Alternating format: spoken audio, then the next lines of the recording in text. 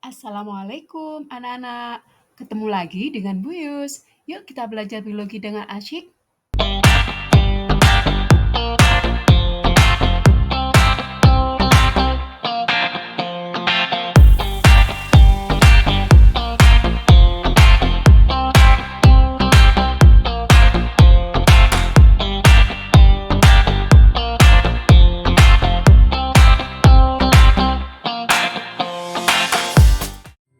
Bagaimana kabar kalian hari ini?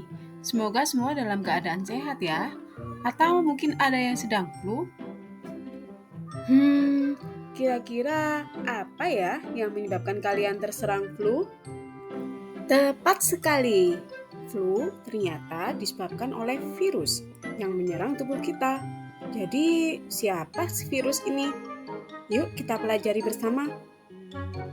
Tujuan pembelajaran hari ini adalah yang pertama, menggali informasi tentang ciri-ciri dan struktur virus.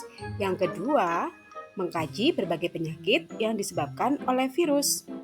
Dan yang ketiga, mengkaji proses perkembangbiakan virus dan cara pencegahan penularan virus.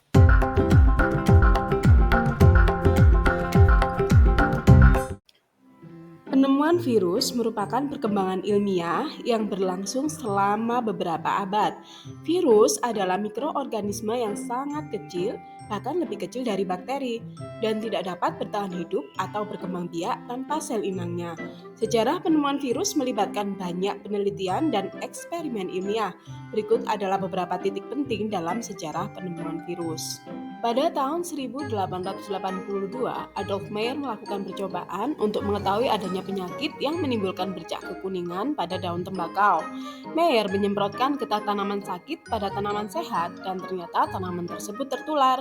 Dia menyimpulkan penyebab penyakit tersebut adalah bakteri yang sangat kecil yang tidak bisa diamati dengan mikroskop cahaya. Kemudian, pada tahun 1892, Dmitri Ivanovsky menyaring getah tanaman tembakau yang sakit dengan penyaring bakteri. Hasil saringannya dioleskan pada tanaman sehat dan ternyata tertular. Dia menyimpulkan bahwa penyebab penyakit tersebut adalah patogen yang sangat kecil dan lolos saringan bakteri. Pada tahun 1897, Martinus Peyering menemukan fakta bahwa penyebab penyakit tembakau hanya bisa hidup pada tembakau yang hidup, tetapi tidak dapat hidup pada media pertumbuhan bakteri. Dia juga menemukan bahwa penyebab penyakit tersebut tidak mati saat dimasukkan ke dalam alkohol. Dan pada tahun 1935, Wayne Stanley berhasil mengkristalkan partikel yang menyerang tanaman tembakau. Partikel tersebut kemudian diberi nama Tobacco Mosaic Virus atau TMV.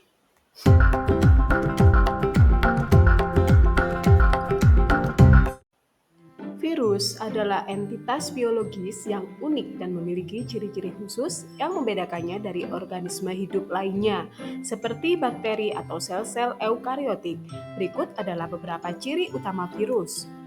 Ciri virus yang pertama yaitu aseluler, berarti virus bukan merupakan sel. Kemudian, virus bersifat mikroskopis dengan ukuran berkisar 20-100 nanomikro. Yang ketiga, virus bersifat parasit obligat, di mana virus hanya hidup dalam makhluk hidup yang lain. Kemudian, materi genetik virus hanya terdiri dari DNA atau RNA saja. Virus bersifat spesifik, artinya virus tertentu hanya menginfeksi inang tertentu saja.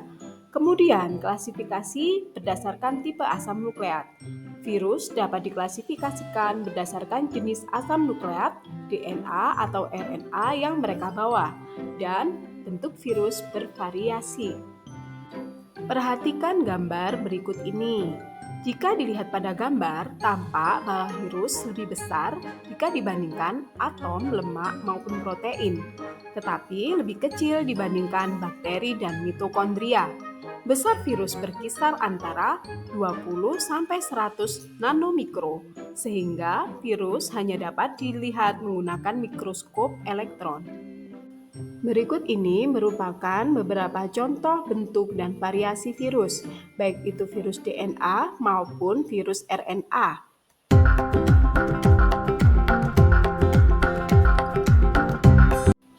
Struktur virus terdiri dari komponen-komponen utama yang berperan dalam melindungi dan mengirimkan materi genetik virus serta dalam proses infeksi sel inang. Meskipun ada berbagai jenis virus dengan berbagai bentuk dan komposisi, struktur virus umumnya dapat dibagi menjadi beberapa komponen utama berikut. Virus yang kita gunakan sebagai contoh di sini adalah bakteriofag. Bakteriofag merupakan virus yang menyerang bakteri. Bakteriofag terdiri dari kepala, selubung ekor, dan serabut ekor. Kepalanya berbentuk heksagonal yang terdiri dari materi genetik berupa DNA yang dikelilingi oleh suatu protein pelindung yang disebut kapsid. Selubung ekor berfungsi sebagai penginfeksi. Serabut-serabut ekor terdapat di dasar selubung ekor berfungsi sebagai penerima rangsang dan jarum penusuk berfungsi untuk menusuk inang dan memasukkan materi genetik ke dalam tubuh inang.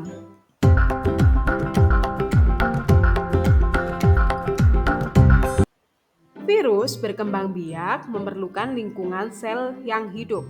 Virus menginfeksi sel makhluk hidup untuk bereproduksi. Virus dalam hidupnya mengalami siklus atau daur hidup. Ada dua macam daur hidup virus, yaitu daur litik dan daur lisogenik.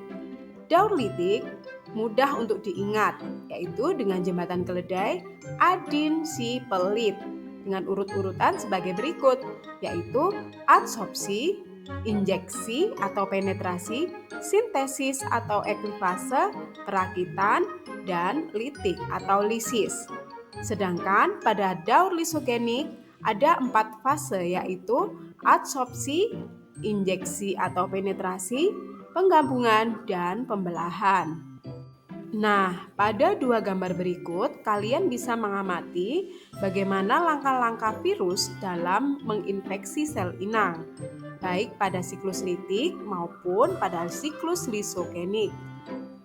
Yang menjadi catatan pada daur lisogenik adalah pada saat inang melemah, maka virus akan melanjutkan pada tahap sintesis, perakitan, dan litik. Jadi, pada akhirnya, daur lisogenik pun akan berakhir dengan daur litik.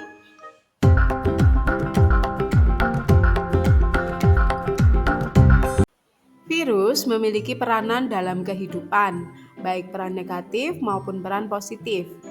Pada peran negatif, virus menyebabkan penyakit, baik pada hewan, tumbuhan, maupun manusia. Contoh penyakit yang disebabkan oleh virus pada hewan adalah flu burung, flu babi, NCD, FMD, RSV, rabies, dan lain-lain. Sedangkan pada tumbuhan ada TMV, CVPD, tumoro, dan lain-lain.